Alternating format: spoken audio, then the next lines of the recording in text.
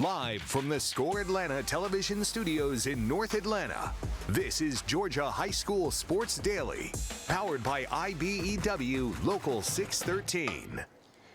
Good afternoon and welcome to the Georgia High School Sports Daily, powered by IBEW Local 613. I am your host, Craig Sager. We are back. It is 2025, and we are going to catch up with a lot of big events we had over the break and also take a look ahead to 2025 and winter sports and then some of the things we have coming up on the horizon. I'm going to be joined by Najee Wilkins. He was on site for the Corky Kell Basketball Classic, the Georgia Elite Classic action, flag football, so we'll talk about all that.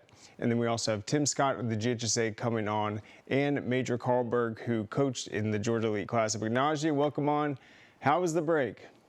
It was good, man. Appreciate you asking. Nice break, refresh, get into the new year. How about for you? It was awesome. And it started, though, I guess our break from the show, but it wasn't a break for us. We were busy with 2 days of the Corky Kell Basketball Classic. I want to ask you about that, kind of what stood out. You put these matchups together. Was there a particular team that you saw that you're really excited about the way they performed, just has a real chance of winning all this year? I really like North Paulden with Ava Andrews. She had the game winner. That was day one out at Norcross High School. I really like her play. Got some young girls there. Her sister plays Sophie Hickson, and all of them and what they were able to do in that game. I was really impressed with them, the way they moved the basketball. I think they're going to be a very dangerous team. That was Friday. Going to Saturday, Josie versus St. Francis. St. Francis has so many girls that can play. Start with Gianni Rogers. I see why she's the creme de la creme, and why she's one of the top-end prospects we have here in the state of Georgia, and what she can do just seems so natural to her. And they have a really good big man as well. And then Josie, really good guard play when you look at what they can do from up and down the court. That one was tightly contested all the way up to the end. Just two powerhouses that don't always get to see each other because they're in different classifications go head-to-head. I thought that was very special as well. And then McEachern and Riverwood. I still think Riverwood will be a title threat and a potential favorite. They faced a really good team in McEachern, and obviously emotional return for J.D. Palm and everything he's dealt with his liver condition, and him continue to move forward. And he made an instant impact. Craig, you called that game, and I was impressed with what he was able to do as well. So those would be the teams that caught my eye the most. That's right. We saw that McEachern boys team really had their breakout game, probably their best win of the season so far. They looked dominant. They had a tough loss to Grayson. We'll talk about that in a bit. But I think defensively, J.D. Palm, you're 100% right. His presence is going to make them a contender. I want to ask you one more question, though. St. Francis and Josie, that was such a good girls matchup. They're both undefeated. What did you think about Amelia Bassett, the big girl for power forward for St. Francis, the way she was able to match up with Jenkins, their size, and just play such an efficient game shooting the ball? Yeah, she's very efficient. She was popping down in the low post, getting buckets there. She was driving to the lane. Some of them were fast break hoops, just getting down the floor really quickly. Then she has a full, complete game to be as young as she is. And I think when, the thing is not falling, out on the outside with Rogers or potentially their team, they can get it down below in the paint, and she can do work. And she, like you said, she faced a really good player in Jenkins, one of the better ones we have in the state, and held her own and ended up being MVP and player of the game. Yeah, she was fantastic. All right, well, let's get to the fast break headlines, Najee. I'll let you go with segment one. You called this game by far the best play in Georgia Elite Classic history, the miracle at McEachern. Break it down for us, Najee. Yeah, so this was an epic game. Two teams, it was back and forth all day, right? You obviously have the blue team. They go up 28-24 late in that game. One final drive, for them. And then, obviously the call right here, Charlie Baxter just trying to buy time, looking. And then we seen in the telecast, somebody's open. He's open. It was like, uh-oh. And then boom, as soon as he hits some Braylon Everett game-winning touchdown play. Absolutely incredible. Great job by Baxter. There's nothing there. But his improvisation there, being able to buy time, find the open man, they gave us the walk-off game-winning finish, one of the best finishes in Georgia Elite Classic 12-year history, and two really great teams going head-to-head, right? You had Landon G. He just picked up an offer from Auburn, his first ever D1 offer already before he even enters high school. You had guys all over the field, both sides, really giving it all, and you see kind of the future stars coming into the fold here in the state of Georgia. Yeah, I think with Landon G, he just came out wanting to make a point. The way he finished off the line of scrimmage, the pancake blocks, blocking guys off the field was incredible. What was so cool, though, about that Hail Mary, I know you remember this, the 3 plays before that, Baxter scrambled around the entire field and didn't pull the trigger. he would gain yards, go out of bounds, and it's okay. You got to throw it this time. Everyone's like, throw it, and no one saw that going across the field. Hail Mary, it was incredible, drawing the entire defense to him and then just waiting in the end zone. It was a great call, unbelievable event, and we'll talk about that a little more. Let's get to headline 2 real quick. I mentioned it, McEachern, the boys, they lost to Grayson, who's ranked number 1. Grayson was shorthanded for the second straight Saturday with Caleb Holt, their star junior, sidelined with the flu. I'm sure a lot of people dealt with illnesses over this break. It was spreading throughout the state. After surviving rival Archer with a 1-point victory Friday night in Region 4 play, the Rams picked up a big win in Grayson's New Year's Classic, beating a red-hot McEachern team 46-38. So the lowest scoring output for McEachern. It was a big test for both teams. Grayson, despite being shorthanded, is able to get the win. We'll have those basketball rankings out this afternoon at 3 o'clock at scoreatl.com.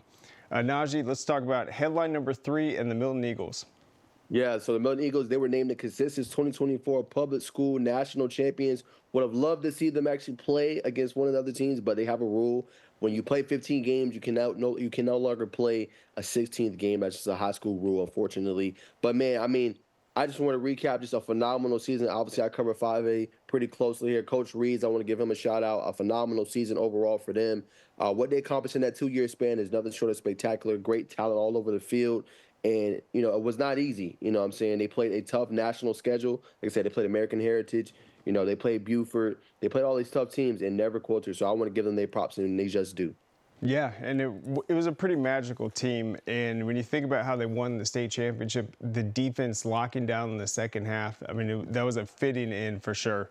All right, headline number 4, the sophomores set a new Georgia Elite Classic scoring record in a 70-7 win over the freshmen. If anyone watched that game, I've never seen anything like it. Every time the sophomores touched the ball, offense or defense, they just bullied them and scored a touchdown.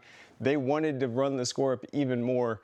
Rusty was talking about that is a special group in the state of Georgia, that classification, that sophomore, going to be juniors next season. Just talk about some of the standouts in that group.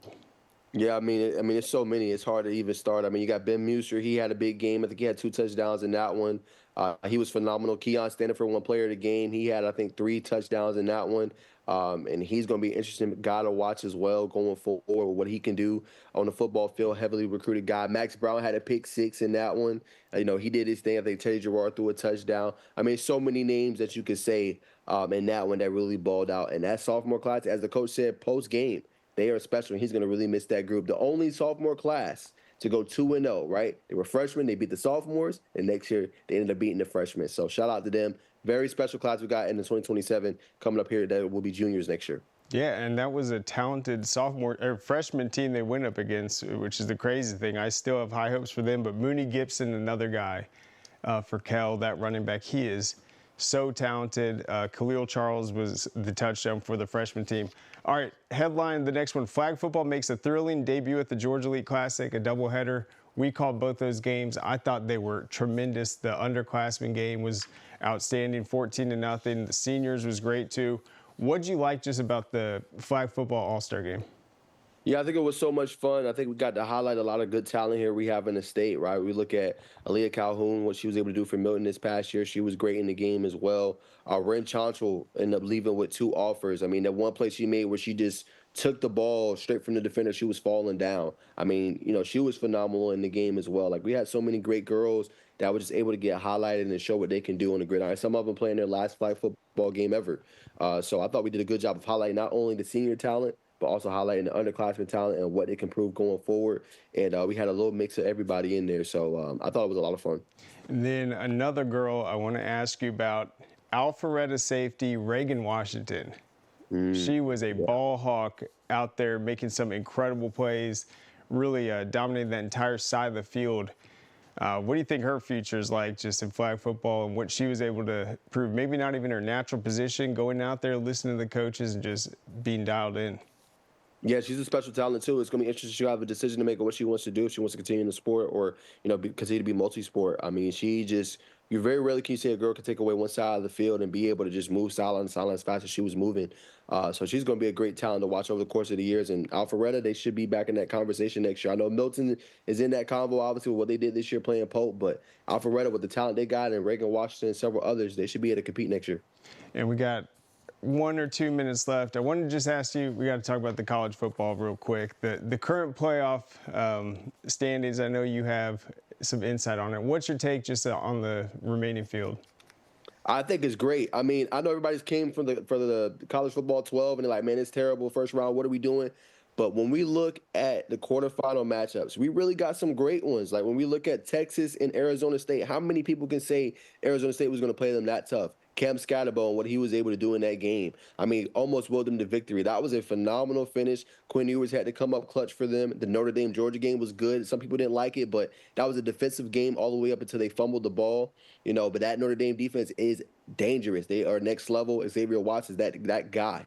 And then now we have the semifinals. Come on, man. Ohio State, Texas. You don't get much better than that. Those two heavyweights going at it. And I didn't even mention Jeremiah Smith and what he was able to do. 7 catches, 187 yards, and 2 touchdowns against Oregon, #1 team in the country, in Pasadena in the Rose Bowl. Man, and you go up with Texas, what Quinn Ewers was able to do, and that vaunted defense with Andrew Mabuka, who sealed the game with an interception. Bro, I mean, sign me up. One more I want to talk about, too, Penn State, Notre Dame. That's just the clash of the Titans. 2 elite defenses. Abdul Carter, you got Katron Allen, who's been phenomenal. You got Drew Aller, and him going against that defense that I just mentioned with Notre Dame. And Riley Leonard getting it done. Most people criticize him, Craig, about him not passing the ball accurately or him not being one of those elite passers. But you look at what he can do running the football. Georgia shut down that passing attack. He ran it for 80 yards in that game and was the best runner in that game against Georgia. So it's going to be interesting to see what he's able to do as well. Yeah, he certainly provided some tough football out there. It's going to be fun. We obviously have signing day coming up February 3rd. We'll have a big show for that. Lots of news in the recruiting as these teams gear up for 2025, but still more football left. All right, we're going to be back on the other side to talk about more of what to expect in 2025. Great teams are committed, focused on the details, and work hard to be their best. From practice to games, right down to their gear. Your field is a critical part of the game that allows your athletes to showcase their athletic abilities. Sports Turf is committed to bringing your team innovative sports surfaces with unparalleled performance. You bring the vision. Our team brings it to life. The Georgia Sheet Metal JETC equips apprentices with the knowledge and skills required to start a rewarding career in the sheet metal industry with programs in HVAC, industrial welding, and testing, adjusting, and balancing. Training is 100% free and allows apprentices to earn as they learn. Journeymen graduate with no student debt and have the potential to earn more than most college graduates. Visit our website to learn more about this opportunity at careersinsheetmetal.com. This makes my dad proud. He went through his whole career as an employee. Now I'm the employer, something he didn't achieve. We are signatory to IBEW and do IBEW people wherever we go that we feel like they are faster and better than any of our competition. The advantages of being a signatory contractor is you're trained employees. You have unlimited manpower. It allows me to bid on jobs that I ordinarily would not go after. Man, you know how to do this? Man, I don't even know. I was flipping burgers last week. Violation, unsportsmanlike conduct, impersonating a craftsman. Skilled trade unions are well-trained career pros, not part-timers. Construction is a rewarding and lucrative career with the advancement potential, but you have to do it the right way with the right training. Learn how you can be a pro. Find your career at GeorgiaConstructionCareers.com. Georgia High School Sports Daily is brought to you by the International Brotherhood of Electrical Workers, Local 613. Electrify your career. All right, welcome back to the Georgia High School Sports Daily. In this segment, we're going to talk about what to expect in 2025. We're going to get through the winter sports. We're going to bring Najee Wilkins back on. Najee, first, though, there's going to be a lot of football coaching changes coming up in the weeks ahead. We've already seen a lot of those fill out. We saw some transfer news also. I saw Milton. Looks like they're going to have a new quarterback coming in to try to maintain this dynasty. What did you think about some of that news that we missed over the break? Yeah, I'm glad you brought that up, Craig. Speaking of football, it's been a lot of transfers. It's going to be more. I got some news on that, too. I can't reveal nothing just yet. I'll reveal it down the line when it officially breaks, but it's going to be hot I call it the high school transfer portal. I know people don't want to call it that, but that does exist. But I thought that was good for Milton going to go get a quarterback. I think it's 2026, so he'll be a senior. And they also got a running back out of the portal as well from Wisconsin. So they are beefing up their team and bringing it back. And then you infuse that with the young talent they got as well. Christian Pancake Hunter coming back another year, in addition to obviously Landon G coming in officially. I'm sure he'll probably find a spot on the varsity roster with Keelan Wansley, several of the other guys. It'll be really interesting to see. But LaDainian Guyton, Craig, I want to get your thoughts on this. I don't know if you've seen it, but I have a story. I don't know if it's on Score ATL yet, but LaDainian Guyton officially transferred over from Savannah Christian to Benedictine, helping them out. So I think that's crucial. He talked about in his quote, he said he wanted to play more competition, more like a national schedule is what Benedictine has with Coach Britt. What's your thoughts on that and him going there? They had a phenomenal defensive end edge last year. Herbert Scroggins, who's now at Miami, he won all classification player for us. But what's your thoughts on that? Going from Savannah Christian to Benedictine? Yeah, Yes, so Savannah Christian, they're going to be in that Class A through 3A private classification. We saw that last year. They had to go up against Toombs County, was really the only challenge in that region. They beat Savannah Country Day. Benedictine, we already know, they have probably the toughest region in Class 4A. They got Ware County, Warner Robins, New Hampstead, Perry, and so he's 100% right. And then Benedictine, I think they're going to be playing teams like BT again, even though they might not want to schedule them. BT's beaten them like 6 times in a row.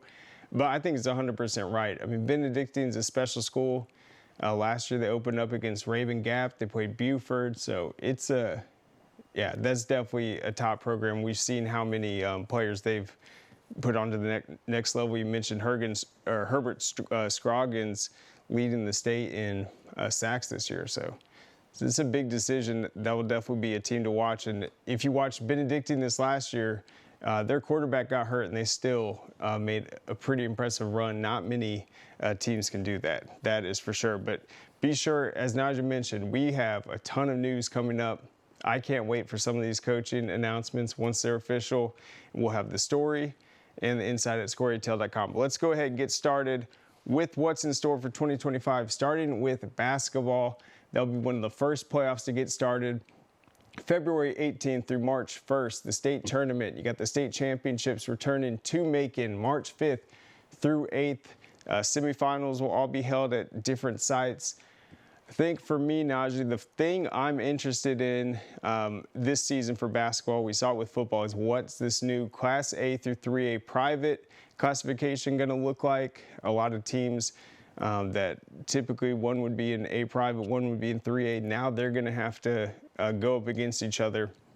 I think it will be interesting on both the boys and girls side. And then that opens up opportunities in Class 2A and definitely Class 3A. Yeah, 100%. I think it's going to be a little bit more wide open. I think Class A3 probably is going to be really interesting. We look at Green Forest Christian, Craig. You obviously look at Lovett. You obviously look at Holly Innocence. Those are going to be some of the top dogs there in terms of the boys. So that's going to be interesting to continue to watch and to follow, see what they're able to do. And then obviously, you look at 6A, who can challenge Grayson. I think McEachern has a good shot to do it. Newton does as well. We've seen what they were able to do, how many high flyers they have, with Ted Neal and everything like that. So it's going to be interesting to see who's going to play their best basketball here down the stretch with region action now pretty much full play, especially in the new year. Yeah, that's definitely the storyline. Who's going to knock down Grayson? The defending state champs, they obviously beat a McEachern team last year that had Ace Bailey, ran the table in Class 6A, and then they held McEachern to just 38 points in their last win. Certainly impressive. Don't count out teams like Norcross, and obviously Newton is always a big rival. In 6A, you got Milton playing very well. Woodward Academy, you got Pace Academy trying to win 4A after getting upset last year. And then Holy Innocents, you got Cedar Grove in Class 3A. And then on the girls' side, as you mentioned, pretty wide open. What do you think about North Paulding, though, on the girls' side, Najee? Yeah, I was talking about that earlier. I think they're probably one of the more complete teams. When you look at them in their classification, North Carolina definitely has a shot, but what they're able to do with Justice Fitzgerald and how she looked. But North Paulding, they just have they have a great guard play. They got a good forward that can get into the lane and probe, and then she also can stretch the defense with a 3-point shot. That's Ava Andrews, I talked about earlier, committed to the University of Delaware. So they got girls all over the court, and obviously Hickson, the sisters, what they're able to do and how they complement each other. So I feel like they're one of the rare teams, Craig, that can platoon swap. Like platoon, and they're not missing too much. 3-4 girls in there, switch them out in the lineup, and they still playing at a high level. You're right, yeah, and they are special for sure. 13-1 start right now. All right, let's talk about some of these other winter sports. We got bass fishing coming up. This will be year, I think, 5 or 6. Very exciting sport, continues to grow. You got 4 qualifiers in the big state championships May 3rd. That will be Lake Seminole, Lake Oconee, Clarks Hill, and West Point. And it's been an exciting sport. I've enjoyed covering it. We've seen scholarships get off the ground, and that was, I believe, Kevin Giddens was the GHSA director that helped get that sport off the ground. We'll have that coverage and more. We've seen even some Georgia Elite Classic players actually end up going on to the next level on fishing scholarships. That's an exciting installation to the winter sports. All right, we've got the dance coming up February 22nd, the state championships. That will be another winter sport to watch near the end of February. We got the literary February 1st deadline for entry, and then March 15th through 22nd, the literary championships for the GHSA. Then swimming and diving, February 4th through 8th, coming up pretty quickly. That'll be the swim and dive state championships, new classifications, new rivalries that will be exciting to watch. We'll have the coverage at squaretail.com.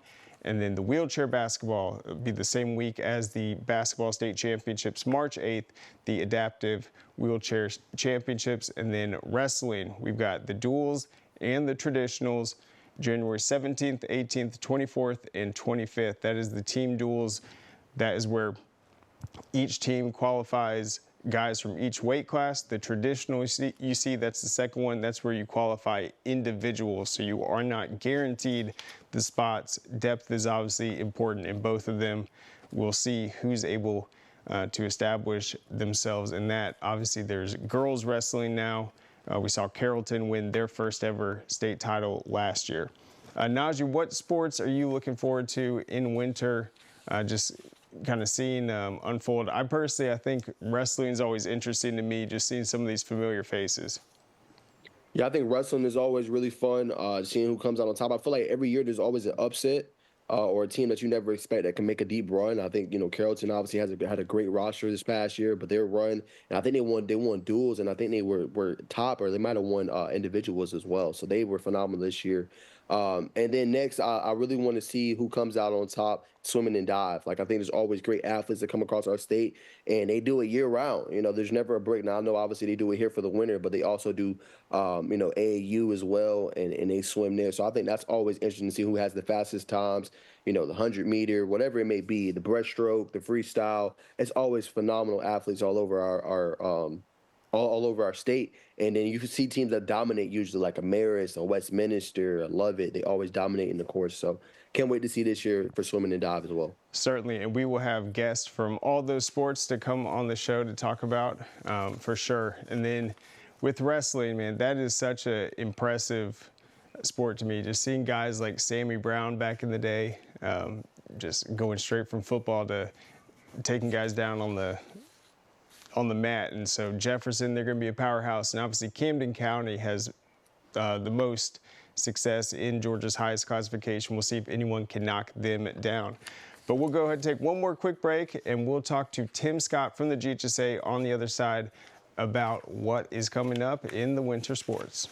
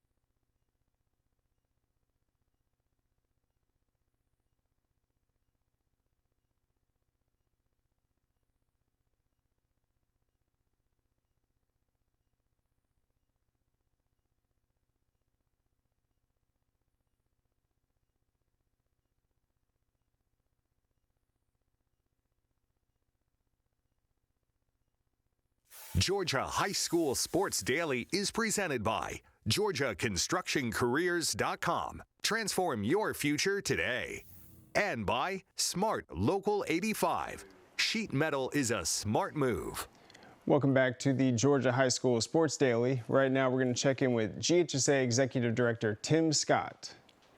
Hey man, how you doing? Doing well. So I heard that you guys are in your winter meetings right now. I know this second half of the school year, it's a lot of planning for the sports ahead, but you guys also sometimes visit issues that might be considered for future GHSA seasons. But what's this early part of the year like for you guys? Well, there's really a lot of planning and talking with each other and looking into the future, not just the spring, but into the fall of next year, and learning from other executive directors and what other states are doing. So it's been a great meeting and a lot of really good support to help us with what we do in Georgia.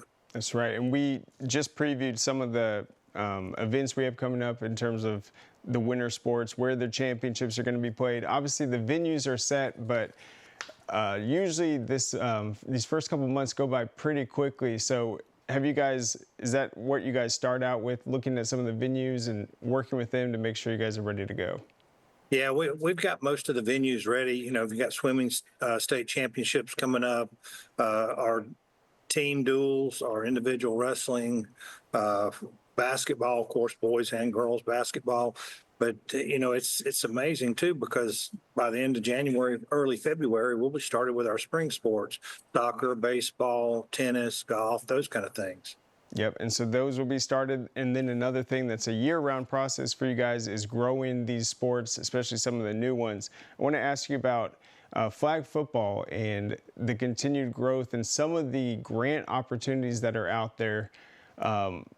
Talk a little bit about how programs can take advantage of that.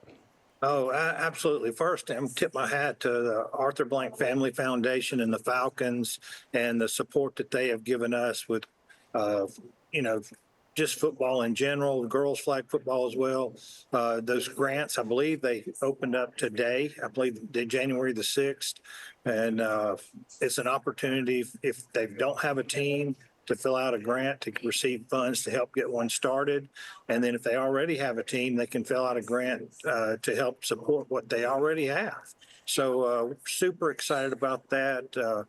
We had one of our girls' teams that made the ESPN Your Most. So it was on ESPN. So a lot of positives came out of games at Mercedes-Benz.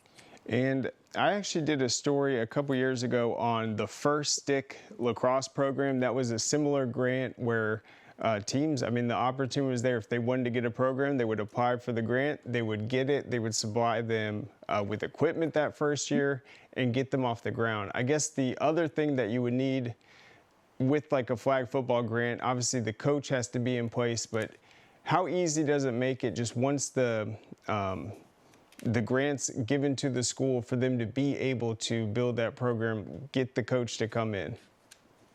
Well, I think most of the time, before they ever apply for the grant, they do have a coach in place. I know I've had quite a few schools reach out to me interested in getting started, and I've shared with them the grant information. And so just super excited about that. That's a growing sport. And if you watch those girls compete at Mercedes-Benz, they did a really great job. And then for any team that might be on the fence or any school that's on the fence, hey, we want to do this. How hard is the grant? From what I've heard, it's pretty straightforward. If you want it, they will provide it. Absolutely. They've done a great job with helping us, and you just fill out the paperwork and get it. And from what I understand, that use it for the purposes it's meant for, and we'll be in great shape. Yep, and obviously we've seen some teams really hit the ground running, winning state titles in year 1 or 2, but the important thing is just getting the program off the ground, and exciting things can happen for sure. I want to ask you about another thing you guys have coming up. It looks like a partnership with the Skyhawks and GHSA. You guys are offering opportunities for all GHSA players, families, and friends will have access to discounted tickets. Tickets start as low as $13 with the option to choose from one of the games below, January 5th, 12th, and February 8th. Talk a little bit about that partnership and if that's something kind of new that the GHSA is trying to do to reach out. It is something new, and excited just about the opportunities. And that's one thing in the state of Georgia. We have so many organizations that reach out and partner with us, and we just have the opportunity to do that and provide for our athletes. So we're thankful for that. Yeah, that is pretty cool. Are there any other things similar to that you guys are looking into where GHSA athletes can get a discount or go out and have an experience like that? Yeah, I'm not sure of anything right now. We have a team, George and his team work on those kind of things for us, and they're constantly reaching out and working with different organizations to help us partner and try to continue to improve what we do. That's right. All right, so we've got winter sports coming up and then spring after that. You mentioned revisiting some of the things for fall. When's the biggest period of time for you this year where you guys are really having those serious meetings about voting on certain changes, and when are those agenda items coming up? We'll have the agenda items out, I'm sure, in March, because we have our large executive committee meeting in April. There are some things that we are looking at that coaches turn in. Of course, the way that works is if a coach wants to change a bylaw or has a suggestion about a change, they give it to their region representative, and their region representative can get it to our trustee representative, which is in their classification, and that's how they get those to us. And we've had some coaches that have turned some things in, and we'll be discussing those and have them on an agenda, I'd say no later than mid-March for our April meeting. That's right. And so you guys are involved with the coaches, the players, the schools. But what about the officials? We've heard sometimes there's official shortages. Looks like you guys are working with them year-round to make sure that we don't have to have that extra bye week to split it off in the playoffs. What's the kind of state you see with officials overall in those numbers? Well, I think our numbers are up a little bit, and we do pretty well. But like one of the things, we went, officials a few years back, we were using 6 for football. Well, we went to a 7-man crew. Well, that, hurts yourself a little bit right there. But we continue to recruit. We continue to go to job fairs and reach out. We're doing all we can to help grow those young people, and do a lot of it. We go to high schools and on their job fair days, and when they have people that come represent, we come talk to those graduating seniors. If you play basketball and you're not going to be able to play in college, you may want to stay involved in the sport. So maybe you can come start calling some basketball games. Starts out at the middle school, 9th grade, JV level, and work your way up. Yep, and they can get involved now if they want to do that and be an official. Well, Tim, thank you so much for joining us. We appreciate it. Look forward to catching up throughout this upcoming semester and getting into winter sports in the springs. Thank you so much. Absolutely. Thank you all. I appreciate it. Have a great one. You bet. All right, so then on the other side, I want to thank Tim Scott for joining us, coming out of his winter meetings. We'll have him on the show regularly to update us on the GHSA news. On the other side, though, we're going to be joined by Major Carlberg. He coached in our senior game at Georgia Elite Classic, had a big win. We'll talk to him about that victory. Dang, where you get this car? You need to join the union. The union? Absolutely. You can get 10 of these. Union construction workers earn the highest wages with the best benefits and the most protection in the construction industry. Find your career in construction. Go to GeorgiaConstructionCareers.com and start your future today.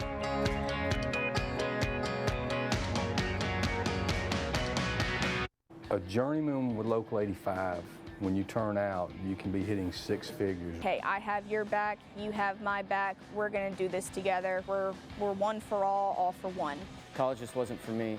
Let's look into actual career jobs that wouldn't take college, where I wouldn't, lose money and all that. Instead of losing a lot more money at the end, why not make money and make more money at the end?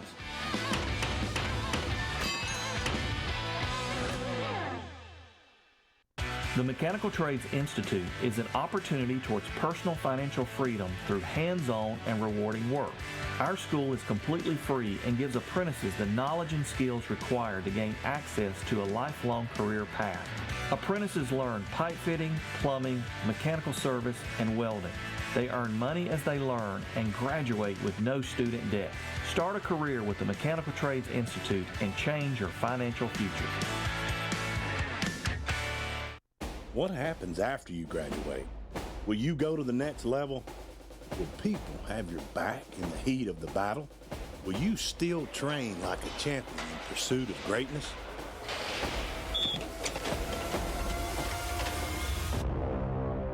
You will when you become an IBEW electrician. Join our team. Visit IBEW613.org.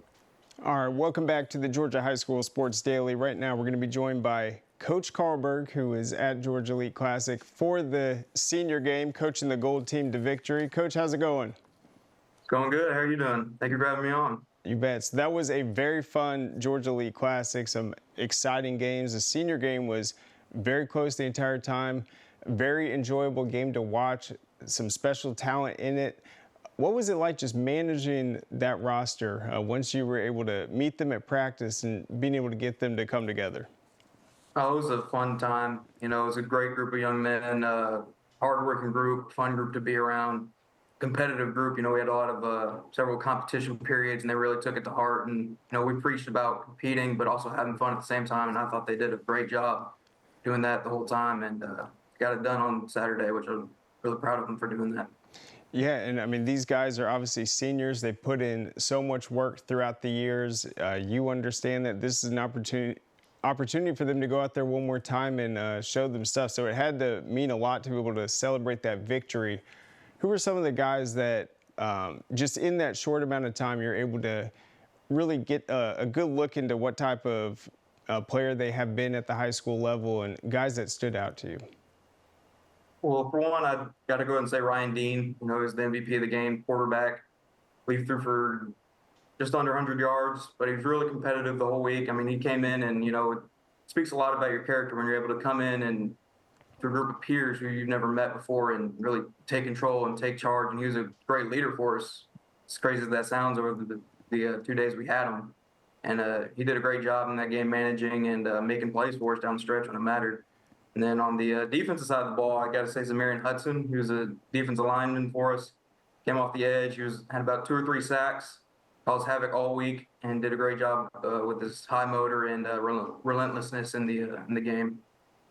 That's right. You mentioned Hudson. He led you guys in tackles. Forrest Fretwell was another guy defensively, absolute beast up front.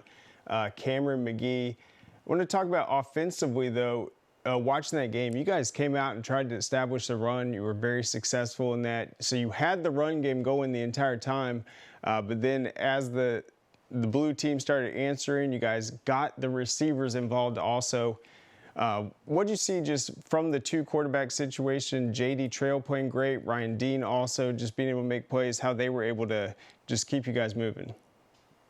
Yeah, no, like you said, we came out and we those first couple drives, the run game was really working. O-line did a great job getting push, running backs finding the hole, and then as the blue team was starting to find their rhythm defensively, I think those 2 guys did a great job stepping up, finding open receivers, and then our receivers, Cooper Williams, doing a great job making plays, getting open, and getting it done when it mattered. So great job by those guys, and really fortunate to have them on our team. Yep, and you were coaching against Tyler Queen. He obviously had a great roster over there. They gave you guys a great game. What was it like?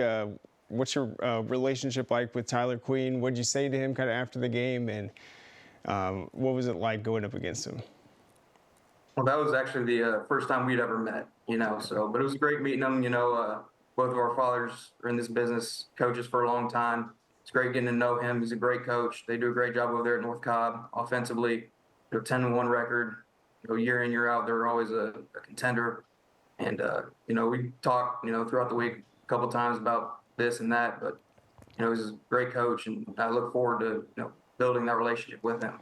And then we got to give the blue team some credit. A guy that gave you guys a lot of problem. Zeke Whittington, that wide receiver they had, put on a heck of a show, tried to give them that late comeback.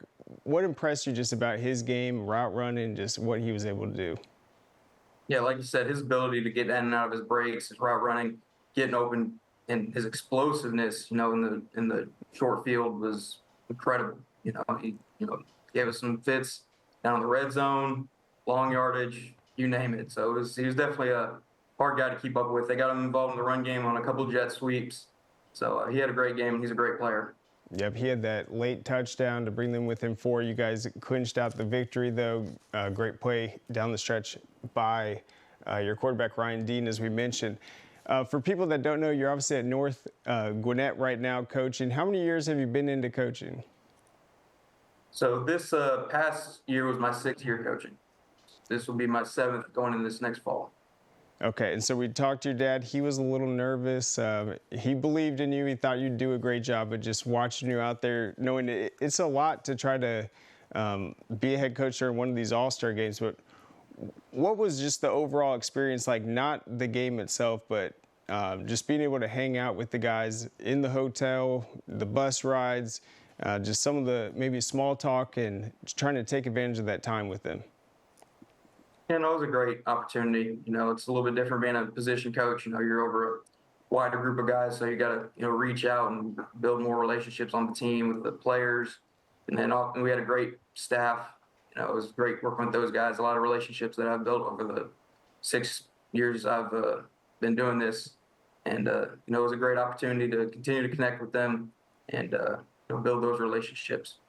And then obviously getting the win as the coach, I'm sure you'll be invited back to coach any time now that you have that victory. But in terms of other guys that maybe next year want to look into the Georgia Elite Classic, what do you think is special just about the high school all-star game? It's different than the Pro Bowl. It's different than anything like that. These are young kids. They still want to go on to the next level. They have a lot of football ahead of them, but what about the Georgia Elite do you think is actually just a good opportunity to not only do something special on the field, but also just enjoy meeting new people and just being in a unique situation? Yeah, like you said, it's a unique situation. Whenever you get invited to one of these deals, it's an awesome opportunity to get to play one more time. Like we mentioned, got the opportunity to play the senior game. They got one more time to put the pads on at the high school level.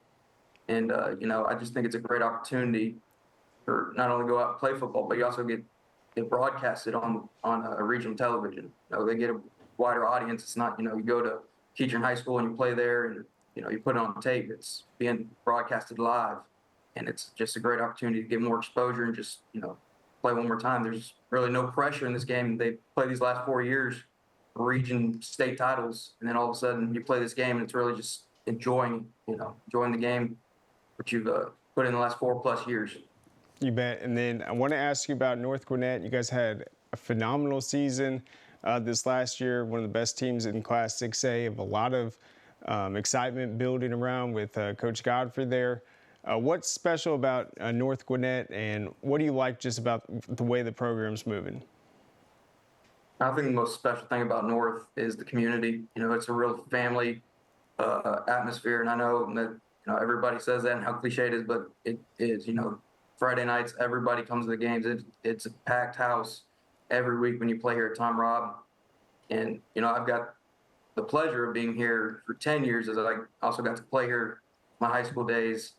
So I got to experience that firsthand. I just think it's such a great opportunity to come play for a community-first program and continue to build on it with Coach Godfrey coming in and continuing that legacy and tradition. And then what are some things you've learned about the game as a coach that maybe you wish you knew as a player, or things that just are kind of different with your perspective on just understanding how to be successful? I still think, as a coach and as a player, it still comes down to preparation. As a coach, I've built more time into the preparation. It's not just, show up to practice and show up to games. It's everything in between, still taking care of business on your Sunday meetings, breaking down film, and then still also taking care of your business, from 7 to 2 if you're a day job, and just continuing that preparation and work ethic throughout. Well, Coach, thank you so much for coming on, and then just great job getting those guys involved in the game, getting them to play hard together, play well, getting so many different players involved, coaching both sides up, and giving them a special memory in this senior game. Congratulations. It's a great victory, and I definitely want to go back and watch it again. Thank you, Coach. Thank you. Appreciate y'all having me on. You bet. All right, so there goes Coach Carlberg. He led the Gold team to a 28-24 victory. You can go to our YouTube page. You can watch each of those Georgia Elite Classic games in full. We've also got recaps of them on scoreatl.com and all the stats. If you didn't go to our social media over the break, we had so much content out there, highlights, great plays, so be sure to check it out and give those seniors some love as they try to go on to the next level and gain those opportunities. All right, we will be back on the other side for our Georgia Elite Classic recap with Max and Najee.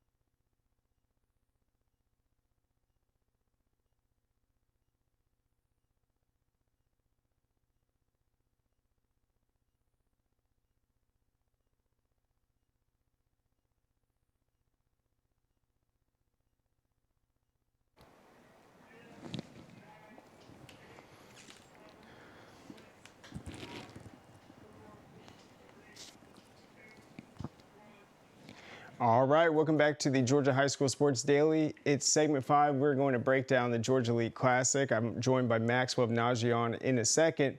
We have some highlights, though, from the action. So before we get to our breakdown and what stood out to us, let's go ahead and roll it. Ain't gang if you let you fly. Ain't bad if you got to ride. Big guns and a lot of zip ties. Says she look like me, quit lying. Don't stop, don't stop, don't stop, don't stop, don't stop, don't stop, don't stop, don't stop, don't stop. We gon' spin and kill everybody, and we're telling all. We gon' spin and kill everybody, and we're telling all. Hey yo, all these on my spit another bag on my. Nah, you ain't the new. Every whip heavy on it new. Shitty mad 'cause she ain't no pretty face with a Barbie doll. Another year, another Vince Muslim. Neutralize. Trigger. Shoot. Fire. Fire. Fire. Fire. We gon' spin and kill.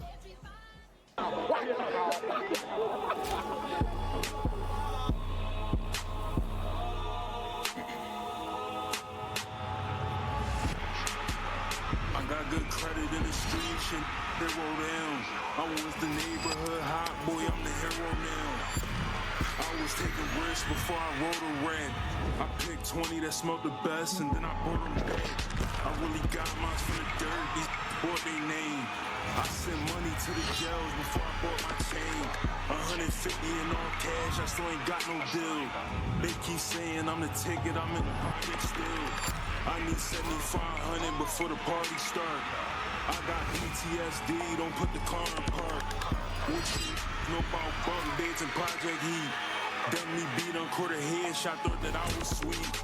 All I gotta do press a button, yeah, I'm bossed up. When them rappers come to the city, them call us. All right, well, that was awesome. You saw some highlights right there from the 2 girls flag football games and the 5 boys tackle games. The following day, we got Max and Najee here to talk about it.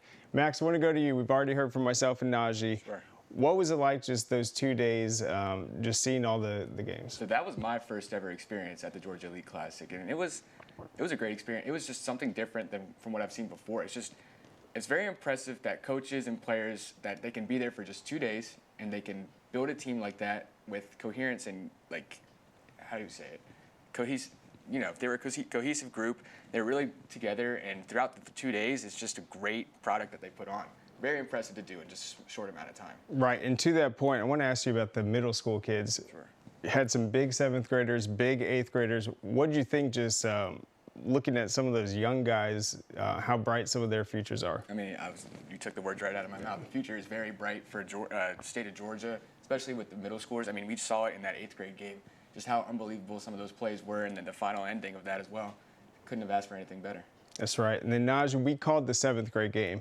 Cash Bierman, Eli Knight, those guys were just beasts on the field, totally dominated. But then the 8th grade game, that was one of the best football games I've seen all year, without question. The final play was incredible. You had Coach Dudley, then Trevor coaching the other team. How impressive was that for that group of 8th graders? And then what do you think they can build off of just being in that type of game heading into their varsity careers in their high school days, just being able to be in a spotlight like that? I think it's a great measuring stick, Craig, if I'm being honest with you, just to see where you are. And a lot of them said that when you talk to the players, like, hey, I want to see where I am amongst the top talent here in the state of Georgia. How many times do players really get to do that? They don't really get to do that often unless their team is playing, or they're in a big-time camp or something like that. So they don't get to do that often. But I think it's similar to what we've seen with the freshmen last year, right? We were so impressed with this 2027 class. They'll be juniors next year. That 2027 class as freshmen, they show who they could potentially be. I think you've seen the same thing with the 8th grade class. That's 2029. How special that class could be with so many great individuals stepping up. So I think them just, being able to get film out, being able to get exposed early and often, Craig, we see how important that is for a lot of these kids with recruiting, especially with the transfer portal, how that's affecting these high school kids. If you can get out there early and get that exposure and have, an offer or two before you hit high school, you're doing something right. So, obviously it's not the end all be all, but that's very important, I think, going forward. That's right. And then, Najee, you were calling the game, doing an incredible job. And then, Max, you were cutting up all the highlights for all the games. So all the players need to give you a big thank you for getting those out quickly. Just continue just what stood out to you, just what you saw. I mean, looking at it now, that sophomore game, it's hard to start talking about those guys and not talk about Kenyon Staniford. 4 catches, all for touchdowns with 130 yards in total. With Teddy Gerard back there as well, with Mooney Gibson. It's just a really very talented class for the sophomores. Yeah, Kenyon Staniford, you mentioned 4 catches, 4 touchdowns. He was able to get so wide open,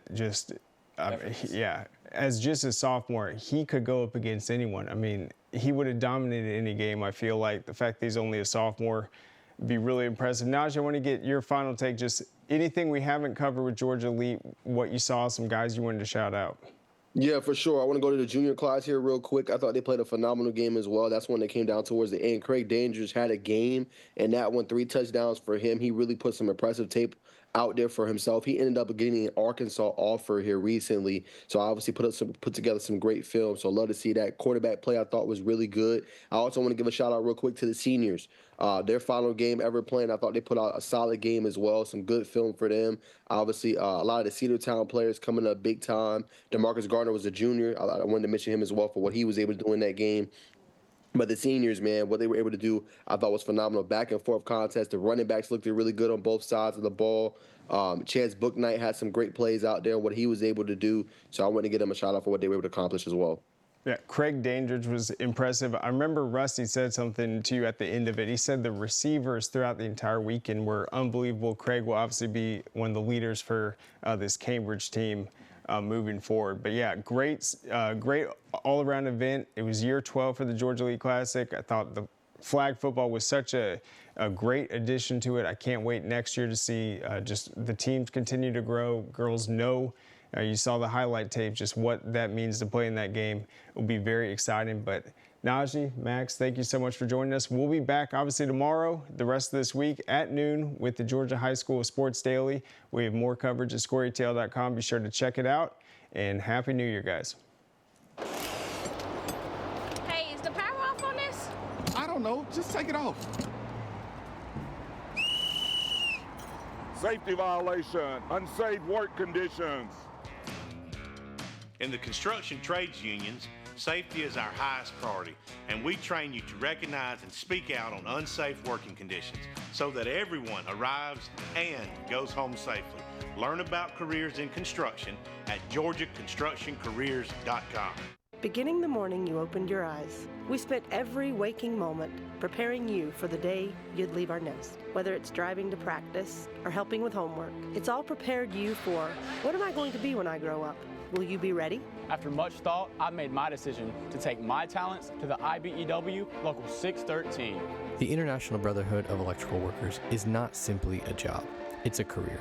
Visit IBEW613.org to begin a new future today. Are you interested in becoming a deputy or a jailer? The Gwinnett County Sheriff's Office is hiring and looking for individuals passionate about protecting and serving their community. If you are 18 years or older, join our team by visiting gogcso.com for more information. Gwinnett County, together we can make a difference.